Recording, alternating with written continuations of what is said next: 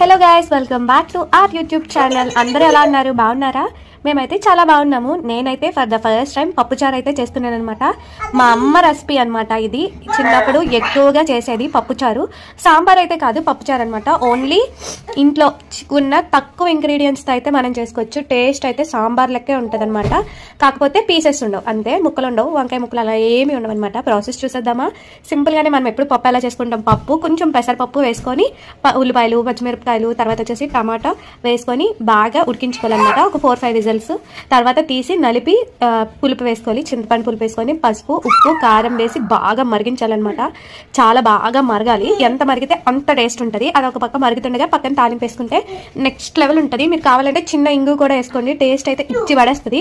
Breakfast లోకి, lunch లోకి ఇదే చేసేసాను అనమాట. నేను ఫుల్ ఫీవర్, 103, 102, ఫుల్ కోల్డ్ కూడా. ఇంక ఇది ఒక్కటే చేయాలనిపించింది. సో ఇది చేసి టిఫిన్ అయితే చేశాను అనమాట. టేస్ట్ అయితే చాలా బాగుంటుంది. నేనైతే ఇడ్లీతో తిన్నాను అనమాట. నెక్స్ట్ లెవెల్ ఉంటుంది. మీరు కూడా ఒకసారి చేయండి. మీరు ఎప్పుడైనా పప్పుచారు తిన్నారా? ఒకసారి తినకపోతే ఇలా ట్రై చేసేయండి. వీడియో ఎంతవరకు చూసినందుకు thank you so much. Please do subscribe. Thank you for watching. Bye.